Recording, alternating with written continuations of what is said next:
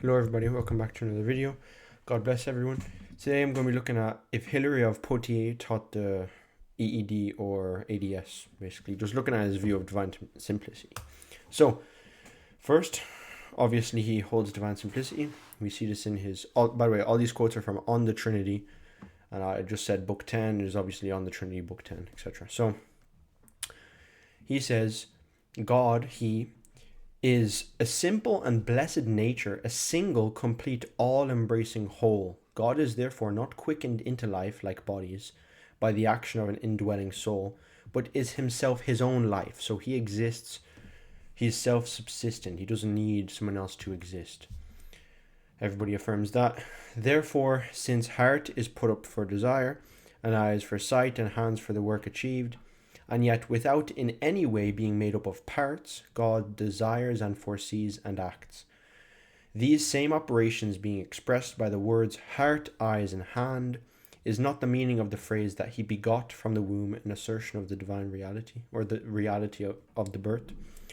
So obviously scripture says God has hands, has whatever, but obviously these are not actually physical hands because he is beyond any physicality. So these are obviously in relation to his operation, but he is without parts, but he operates. And now here's the main quote. From his book 10, or book 8, chapter 22, he says, "And now I ask whether you think that in the Spirit of God is signified a nature or a property belonging to a nature. For a nature is not identical with the thing belonging to it, just as neither is a man identical with what belongs to a man, nor fire with what belongs to fire itself. And in like manner, God is not the same as that which belongs to God." So, explicitly, a thing that belongs to nature is not identical with the nature itself. So, this is what he says. Nature is not identical with the thing belonging to it. Therefore, man is not identical with what belongs to a man, fire, and God. And obviously, now let's give an example of what belongs to a man's nature, because this is about nature and what belongs to nature. Rationality belongs to a man's nature. Yeah, so he says rationality is not identical to the man's nature. Heat belongs to fire, or fire's nature, obviously. But heat is not identical to fire because heat belongs to it, and Hilary of Poitiers says that the nature is not identical with the thing belonging to it. And then finally, power belongs to God. Obviously, it belongs to God's nature, God's essence. Therefore, rationality is not identical to human nature, heat is not identical to the nature of fire, power is not identical to God's nature. Unless you want to say that belonging to it means something extrinsic, or identical means you're appealing to some sort of conceptual distinction, maybe like he's talking about identical, not identical in the sense of definitions, but I think this is a very poor reading of the text because it's quite explicit. Nature is not identical with the thing belonging to it. And I'll show you here. He says power belongs to his nature. In book 9, chapter 52, he says power belongs to God's nature.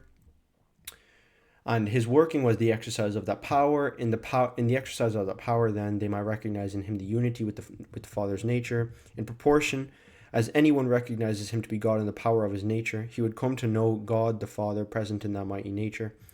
And then one more time, he possesses the natural power of him. So if power, he says explicitly, belongs to his nature, and he says nature is not identical with the thing belonging to it, therefore God's power is not identical with God's nature. I don't see how that doesn't follow. It 100% follows from Hilary's own words. Next we go, he unfolds to us the glory of that blessed and perfect divinity, and he teaches us that God is here manifest as the sum of his attributes, his power, eternity, providence, authority. Not that we should think he possesses these as something extraneous to himself, but by these, his qualities, he himself has been expressed in terms partly comprehensible by our senses. So these attributes, we partially comprehend them. And then finally, he says in book 10 that the edification of God, he says, is in faith. He limits human reverence to the faithful worship of the Almighty and does not suffer our weakness to strain itself in the attempt to see what only dazzles the eye. But if we look at the brightness of the sun, the sight is strained and weakened, and sometimes when we scrutinize with too curious gaze, the source of the shining light. The eyes lose their natural power, and the sense of sight is even destroyed. So obviously, this is like echoing what Gregory Nazianzus says in his orations, that if you look too hard at the sun, if you're trying to comprehend the divine things too much, it could be too much for you, you know. Also here he says that glory is not identical to will, verbatim. So the context is John 17:22. And the glory which you have given me, I have given unto them. And this is his own words. Now I ask whether glory is identical with will, since will is an emotion of the mind, while glory is an ornament or an embellishment of nature. So then it is glory received from the Father that the Son has given to all who shall believe in him, and certainly not will. So he says the glory was given to the people, but the will wasn't given. Therefore, glory is not identical to will, because that was what he asked first. Is glory identical with will? And he answers, no, it's not, because he gives a definition of glory. He gives a definition of will. He says glory was communicated, will was not communicated. Therefore, they're not identical. Okay, now those are basically the quotes. There's a lot of quotes about his operations, but they kind of just say the same thing, and I don't want to really be repeating myself lots of times. So here's my syllogism. Hilary believes verbatim that the things belonging to the nature are not identical with the nature itself. He says power belongs to God's nature. He says power is not identical with God's nature. Or he doesn't say that, I'm inferring that. And God's power is distinct from his nature. So, I guess he kind of does say that, but not explicitly. Definitely implicitly, because he says explicitly, God is not identical with that which belongs to God, unless you want to say that, as I said, belongs means something extraneous to himself, in which case then his power is extraneous to himself. And I don't really think that's a good way to go down. Or identical means some sort of definitional identity, like, conceptual. They're conceptually distinct, but their definitions are distinct. Or their definitions are wholly separate. Like, for example, God, his nature has a wholly different definition than power, but they are identical in reality. But that wouldn't really make sense, because why would he use the example of man and fire and then say, in like manner, God is not the same as that which belongs to God? So he's using 3 examples here and saying they're all in like manner. And I give you an example of a like manner thing. Rationality is not identical to a human nature. Heat is not identical to the nature of fire. Power is not identical to God's nature. Those 3 are like. If you're going to say something like power is not identical to God's nature only in the sense of definition, well then why on earth would he use in like manner? Because then the 3rd example has nothing to do with the first 2 examples. I don't think that's a good reading of Gregory.